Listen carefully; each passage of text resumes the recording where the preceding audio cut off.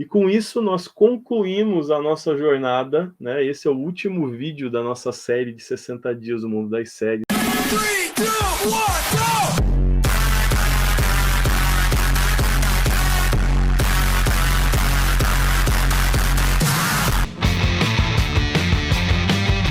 60 dias do mundo das séries, dia 60, Fargo. No vídeo de hoje nós vamos falar sobre o processo de construção do cânon das escrituras sagradas, utilizando para isso uma série antológica muito premiada. Quer saber como isso vai acontecer, como nós vamos unir as duas coisas? Fica comigo até o fim do vídeo, vai valer muito a pena. Nós vamos começar lendo um texto bíblico, mas antes, não se esquece, curta esse vídeo, deixe seu comentário, compartilhe com o maior número de pessoas possíveis para que nós possamos expandir o nosso projeto e alcançar cada vez mais pessoas com o projeto do Parábolas Geek. O texto que eu quero ler com vocês está lá em 2 Timóteo, capítulo 3, versículo 16, que diz o seguinte: toda escritura é inspirada por Deus e útil para o ensino, para a repreensão, para a correção e para a prática, a instrução na justiça. Bom, Fargo é uma série que estreou em 2014 com uma previsão de 4 temporadas previstas e ela é baseada em um filme de mesmo nome que foi dirigido pelos irmãos Coen, o Joel e o Ethan.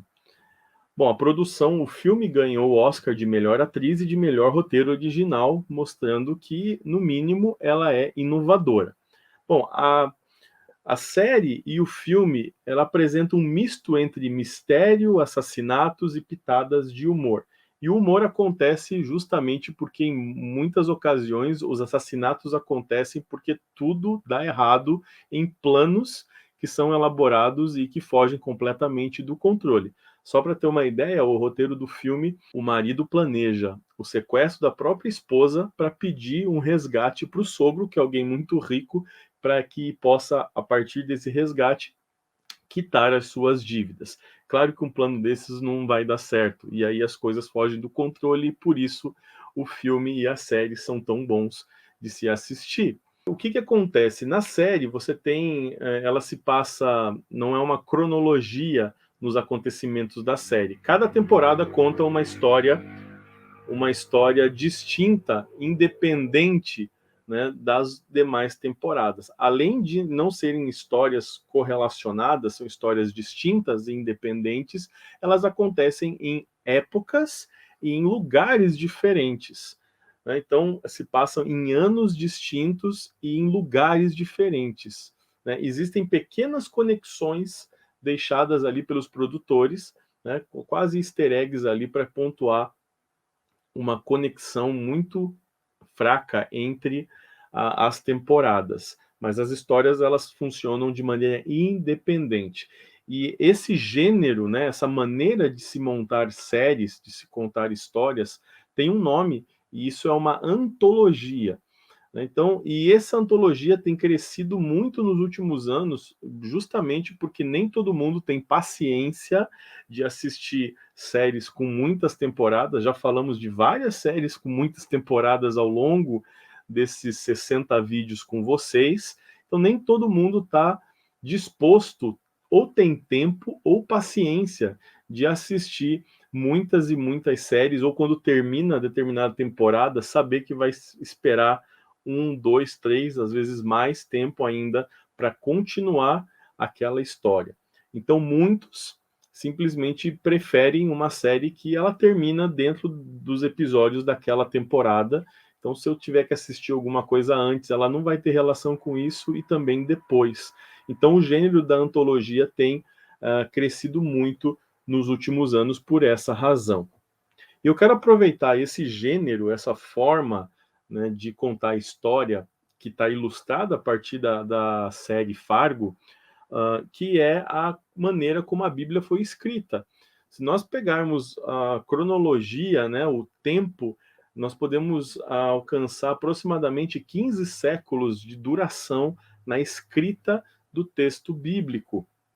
1.500 anos, cerca de 40 escritores distintos que viveram em lugares e em épocas distintas. Mas diferente do gênero, diferente do Fargo e da antologia, do gênero, né, da antologia que nós abordamos aqui, a Bíblia está toda conectada, né? Cada um dos 66 livros da série conta uma única história. Então, temos aqui uma diferença muito grande entre a série antológica e a construção do cânon bíblico. A maneira de se juntar esses livros, né, estarem compilados em uma coleção, isso por si só já é um grande milagre. Né? Tanto tempo, tantos autores, tantos lugares e tantos períodos, só a união de todos esses livros já é por si só um grande milagre. Os escritores desses textos, eles tinham as mais diferentes funções, né? E viviam de formas muito diferentes e estavam inseridos em culturas diferentes, inclusive. E quando nós lemos a Bíblia, de Gênesis até Apocalipse, nós vemos que existe uma unidade nesse texto. Isso pode ser explicado a partir da autoria, na inspiração divina na escrita de todos esses livros. Embora não se tenha negligenciado, né, os estilos e a maneira de cada um dos escritores, nós percebemos nitidamente que existe uma mensagem que flui por cada um dos livros das Sagradas Escrituras. Todas essas evidências, elas apontam para um autor atemporal, alguém que está comandando toda a história e deixou o seu DNA nesses textos a partir da inspiração para esses escritores. Então, nós devemos compreender a inspiração divina como a chave para a conexão entre todos os textos bíblicos. Bom, e essa inspiração, ela pode ser compreendida justamente pela unidade do texto, né? Pela harmonia entre os diferentes textos que possuem diferentes gêneros literários. Nós temos poesia, legislação, narrativa, crônicas, salmos, muitos estilos literários diferentes que mesmo assim contam a mesma história. E se nós pudéssemos resumir, né, em um único propósito, um único objetivo de todo o texto bíblico, nós vamos perceber que o tema da Bíblia é um só. Mesmo com toda essa diversidade na escrita que nós estamos falando hoje com vocês, nós podemos identificar um único tema nesse grande livro. De Gênesis a Apocalipse, a Bíblia descreve a existência de um plano divino para a redenção da humanidade, né, que foi ameaçado lá em Gênesis, a partir da queda de Adão e Eva. Desde então, vai se construindo progressivamente um plano de redenção para a humanidade caída. Então, aí nós temos um conceito muito interessante que é a revelação progressiva da palavra de Deus. Aos poucos, ela vai mostrando a necessidade de um Salvador ou um mediador entre Deus e a humanidade, a necessidade de um Messias, de um Salvador, que viesse à Terra para ser o sacrifício perfeito de remissão dos pecados dessa humanidade. E aí nós vamos acompanhar no Antigo Testamento a construção, né, o desenvolvimento de um sistema de sacrifícios que seria uma sombra do sacrifício desse Messias. Através do templo e do sacrifício de animais que eram feitos nesse templo, se tem um vislumbre, né, de um grande sacrifício definitivo que necessariamente teria que acontecer para que esse sistema pudesse ser concluído. Além disso, nós vemos que reis foram levantados em Israel como sombras de um grande rei que viria governar não apenas Israel dessa vez, mas toda a humanidade. E além disso, também profetas que foram levantados por Deus para proclamar a vinda próxima desse Messias.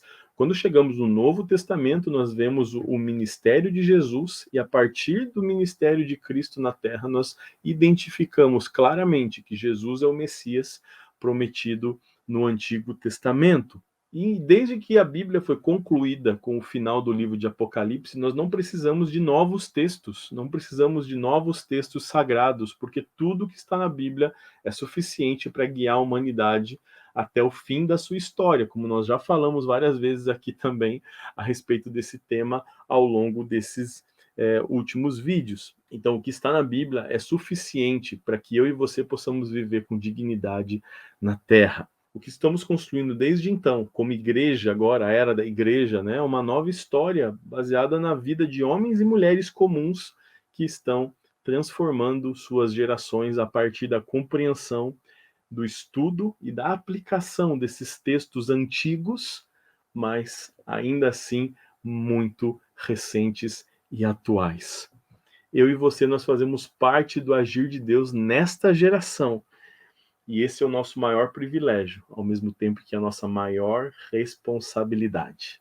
E com isso nós concluímos a nossa jornada, né? Esse é o último vídeo da nossa série de 60 dias do mundo das séries. Eu quero agradecer a você por nos acompanhar até aqui. É uma alegria todo o projeto que nós começamos e conseguimos concluir. É uma grande alegria no nosso coração, um sentimento de dever cumprido, né? Aquilo que nós dissemos para vocês, nós conseguimos cumprir, concluindo. Não foi fácil essa maratona de vídeos, mas ficou muito legal. Gostei muito da companhia de cada um de vocês, da interação, né, seja nos comentários, seja curtindo, seja nas outras redes sociais comentando também. É uma alegria para nós termos uma família, né, de amigos tão boa quanto vocês que nos acompanham. Eu espero que você tenha melhorado alguma área da sua vida ao longo desses vídeos, né, e que você possa nos acompanhar nas próximas sagas e nos próximos projetos que virão a seguir. Eu quero aproveitar esse último vídeo para agradecer a editora 100% Cristão pela parceria neste projeto. Agradecer também ao nosso editor, o Kiko de la Rocha, que fez um trabalho primoroso, muitas vezes trabalhando durante a noite, né, virando madrugadas aí para editar os vídeos da nossa série. Agradeço muito pelo trabalho de qualidade que você fez. Agradecer a todo mundo que nos ajuda, né, nas redes do Parábolas, toda a equipe que trabalha com a gente nesses anos todos de jornada, especificamente nesses últimos meses, para que a gente pudesse gravar esses vídeos para vocês. Agradeço principalmente, né, a Deus que nos deu a sabedoria, a força e a perseverança de começar e terminar esse projeto. Agradeço a você, espero que você me acompanhe, né, nas próximas jornadas que virão em breve. Fique com Deus, fique bem, se cuidem. Até o próximo projeto. Um grande abraço a todos.